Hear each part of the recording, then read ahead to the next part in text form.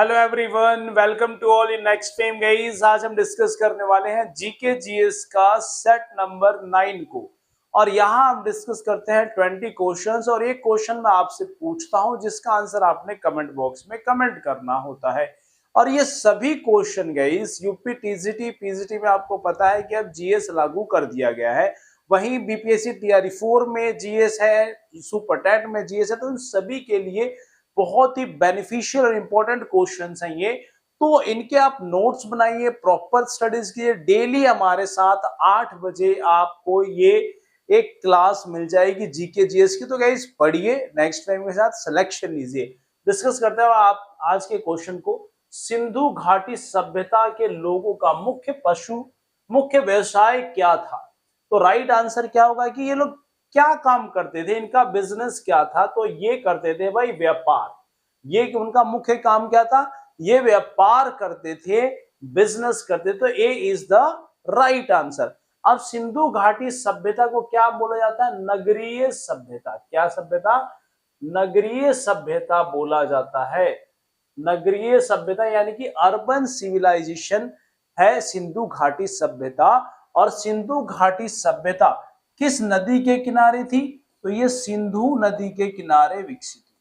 कौन सी नदी के किनारे? सिंधु नदी के किनारे विकसित हुई। इसकी age according to NCERT 2500 BC से लेकर 1750 बीसी इसकी एज मानी जाती है, उम्र मानी जाती है। और यहां पर जो सबसे पहला शहर था वो कौन था? हड़प्पा।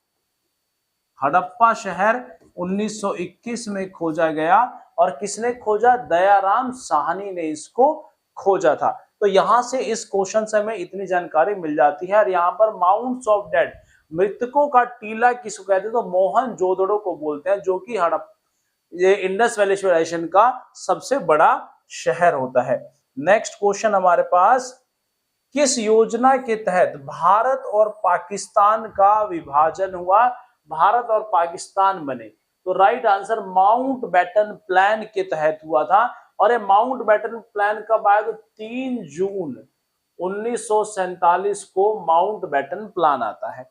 इस प्लान के तहत अब हिंदू को अलग देश और मुस्लिम को अलग देश देने की बात कही जाती है। यहाँ पर क्या होता है? सैरल रेडक्लिफ होते हैं जिनको ये काम सौंपा जाता है भाई कि इंडिया का विभाजन करना है। तो वो विभाजन करते हैं, एक को बनाते हैं पूर्वी पाकिस्तान। अब 3 पार्ट बनाए उन्होंने। एक बनाया पूर्वी पाकिस्तान, एक बनाया पश्चिमी पाकिस्तान, और एक बनाया इंडिया यानी कि भारत, जिसमें आज हम लोग रह रहे हैं। तो पूर्वी पाकिस्तान अभी फिलहाल का टाइम क्या है? ये बांग्लादेश। क्या है? ये बांग्लादेश है। और पश्चिमी क्या है? ये है हमारा पाकिस्तान। क्लियर है? ये पश्चिमी पाकिस्तान, पूर्वी पाकिस्तान है कंसेप्ट। अब यहां एक पॉइंट और समझो कि माउंटबेटन जो थे, लॉर्ड माउंटबेटन, ये अंतिम वायसराय थे। कौन थे ये?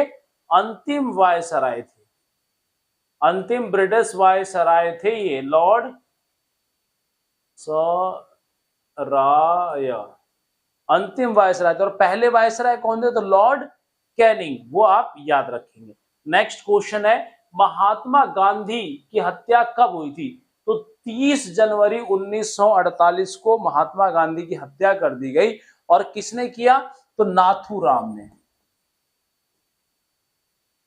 नाथूराम गोडसे ने इनकी हत्या कर दी थी।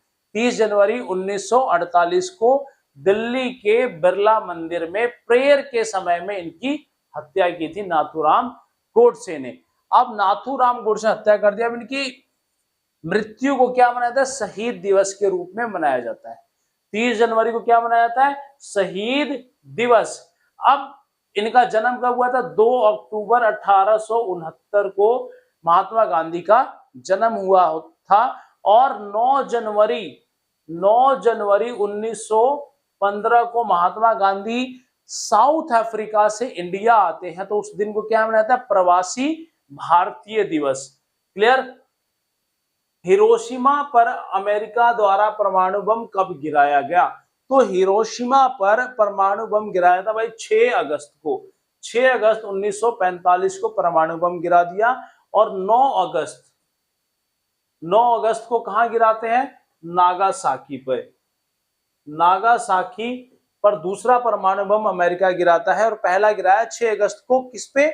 हिरोशिमा पर। दूसरा गिराया नागासाकी पर। इसका नाम क्या था 6 अगस्त वाले का? इसका नाम था लिटिल बॉय। क्या नाम था? Little boy. और इसका नाम क्या था? Fat man. Little boy and fat man इसका नाम था। क्लियर? अब देखो, 2 वर्ल्ड वॉर हुए। 2 वर्ल्ड वॉर होते हैं। पहला वर्ल्ड वॉर कब से कब तक चला? तो 1914 से 18 तक, और दूसरा 1939 से 45 तक दूसरा वर्ल्ड वॉर रहता है। क्लियर है? नेक्स्ट क्वेश्चन पर आइए। फर्रुखशियर किसके सहयोग से मुगल बादशाह बना था? तो फर्रुखशियर जो बना था अली ब्रदर्स के मदद से। अली ब्रदर जिन्हें सैयद बंधु भी बोलते हैं, यानी कि हुसैन अली। यहाँ पे कौन कौन था? हुसैन अली और अब्दुल्ला खान 2 भाई थे, जिनको अली ब्रदर्स या सैयद बंधु के नाम से जाना जाता है। निर्माता के नाम से भी जाना जाता है। इन्होंने मोहम्मद शाह, जिसे रंगीला के नाम से जानते हैं, उसको भी इन्होंने ही राजा बनाया था। नेक्स्ट क्वेश्चन, सबसे पहले पृथ्वी की परिधि किसने मापी थी? तो राइट आंसर इराटोस्थनीज ने। इराटोस्थनीज ने पृथ्वी की परिधि मापी थी। रेडियस भी इसी बंदे ने दिया था। रेडियस का मतलब क्या होता है? त्रिज्या। यह है सर्कल। अब इसके सेंटर से यहां तक की जो दूरी होगी इसको बोलेंगे हम रेडियस। तो इसको ज्योग्राफी का फादर भी कहते हैं। विश्व का सर्वाधिक गर्म स्थान कौन सा है? तो राइट आंसर क्या होगा? विश्व का सर्वाधिक गर्म स्थान, तो यह हमारा अल अजीजिया। अल अजीजिया सर्वाधिक गर्म स्थान माना जाता है। और ये कहां है? लीबिया में। कहां है भाई? लीबिया में। और लीबिया किस कॉन्टिनेंट में है? तो वो है अफ्रीका में है लीबिया। और अफ्रीका से क्वेश्चन याद रखिएगा, यहां पर ट्रॉपिक ऑफ कैंसर, कैप्रिकॉर्न और हमारा क्या बनता है? इक्वेटर। ये तीनों लाइनें पास होती हैं। नेक्स्ट क्वेश्चन, मांडा किस नदी के किनारे विकसित है? तो मांडा कहां है? चिनाब नदी के किनारे। मांडा कहां है? चिनाब नदी के किनारे विकसित है। और मांडा क्या था? सिंधु घाटी सभ्यता का शहर था।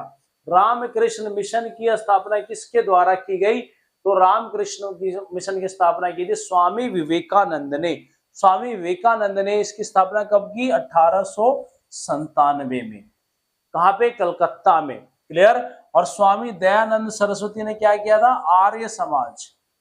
आर्य समाज की स्थापना की थी स्वामी दयानंद सरस्वती ने। इन्होंने सत्यार्थ प्रकाश नाम की पुस्तक भी लिखी, और ये मूर्ति पूजा के विरोध में थे। इन्होंने कहा वेदों की ओर लौटो, ये भी क्वेश्चन आता है। क्लियर? राजा राम मोहन राय को आधुनिक भारत का जनक कहा जाता है। इन्होंने 1828 में ब्रह्म समाज की स्थापना भी की थी, ये भी इंपॉर्टेंट है। दिल्ली सल्तनत का दरबारी भाषा कौन सा था भाई? तो इसका उर्दू था, फारसी था, हिंदी था, अरबी था। ये आपको कमेंट करना है कि कौन सी भाषा थी दिल्ली की।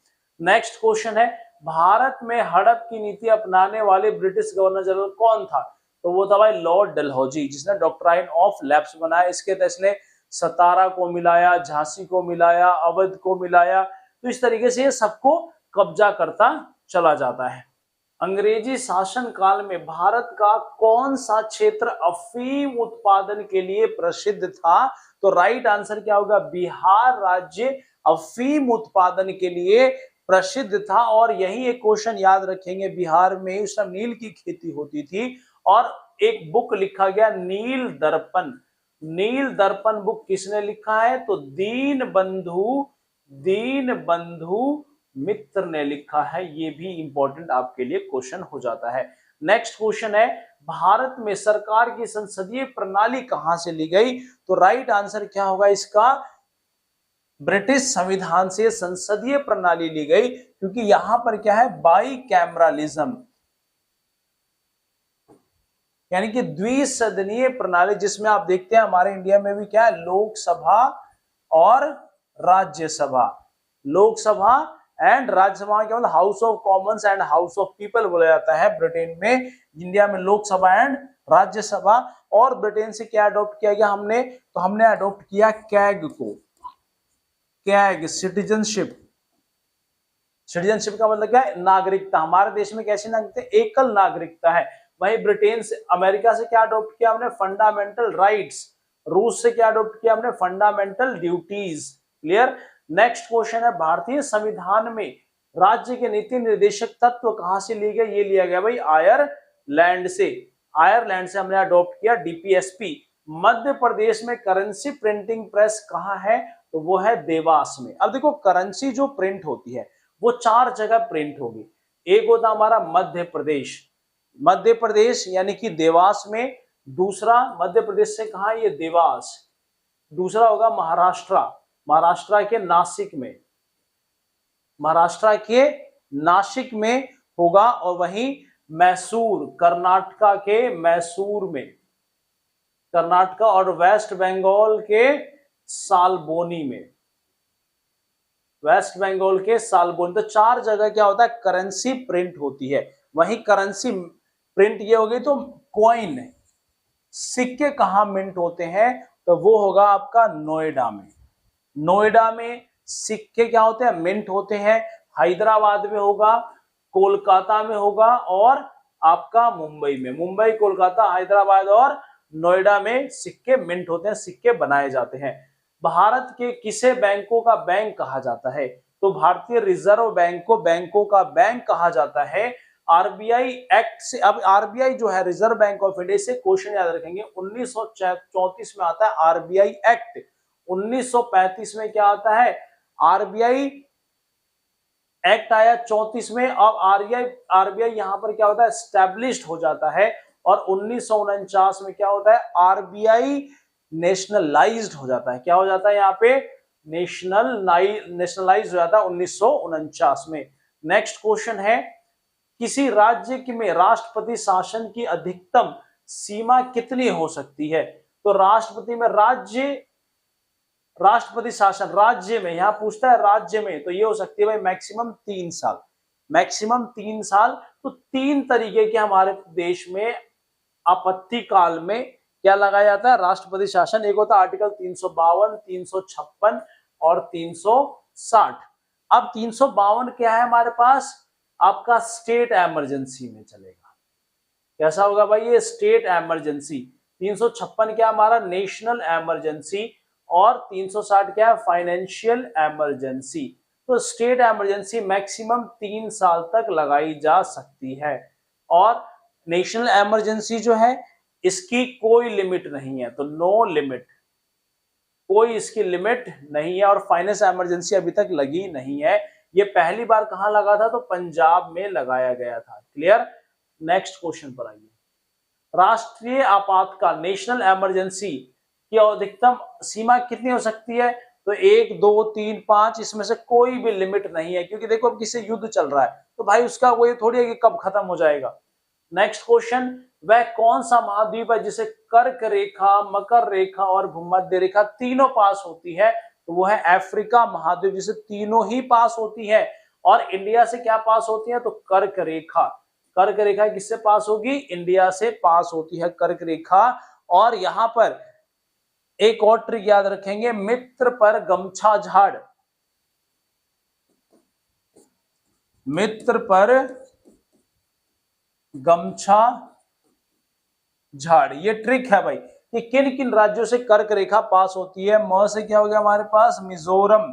त्र से त्रिपुरा, त्र से त्रिपुरा। प से पश्चिम बंगाल, पश्चिम बंगाल। ग से गुजरात।